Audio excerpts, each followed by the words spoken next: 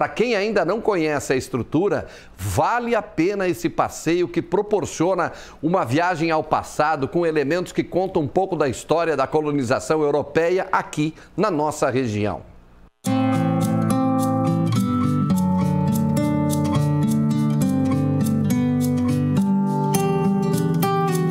O Museu ao Ar Livre de Olhães reabriu. Depois de 10 meses fechada para visitas, a estrutura voltou a receber turistas no último fim de semana. Uma reabertura que foi possível com alguns ajustes e a inclusão de novas regras por causa da pandemia. O museu esteve fechado desde março de 2020 por conta da Covid-19. Neste fim de semana ele reabriu e a notícia é ótima, né? Porque todo esse período fechado para nós, até questão de manutenção fica um pouco difícil. Claro que dentro das normas, né, todos os cuidados necessários.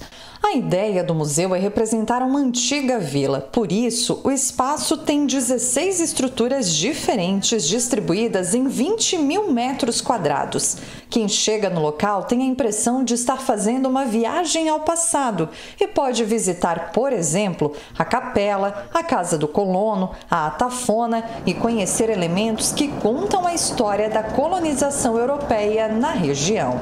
As pessoas que nos visitam são as pessoas aqui do nosso município, as pessoas daqui dos municípios vizinhos, dos nossos estados vizinhos e também dos estados brasileiros, principalmente Rio de Janeiro, São Paulo e também algumas pessoas do exterior visitam o nosso espaço. O seu José, além de museólogo, é o responsável pela manutenção da estrutura e dos equipamentos do museu.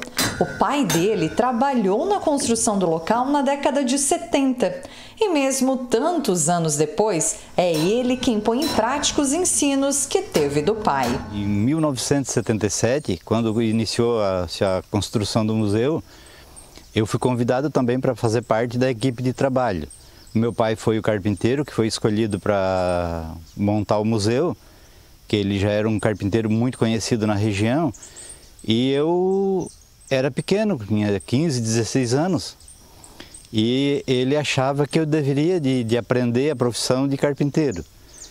Ele dizia para mim que estudar não era importante, o importante era aprender a trabalhar. E tanto que depois, em 2004, que eu fui fazer faculdade de museologia já aqui no museu, depois que eu já tinha voltado para o museu para fazer a manutenção, surgiu o curso de museologia, eu fiz o curso.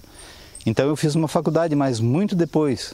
Muitas peças e ferramentas do museu são do século XX, objetos que realmente pertenciam e eram utilizados pelos colonizadores.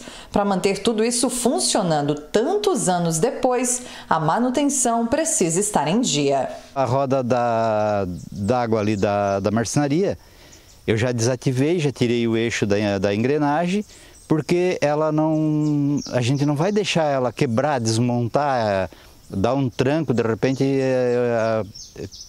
acontecer até um acidente, né?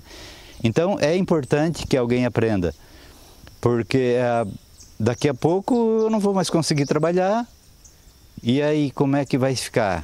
Aqui no museu, o visitante vai aprender sobre o trabalho das antigas indústrias coloniais e manuais e vai poder ver de perto e na prática como que funcionava toda essa tecnologia que impulsionou o desenvolvimento da região sul do estado. O museu ele mostra um pouquinho da época da colonização e da imigração do sul de Santa Catarina, né?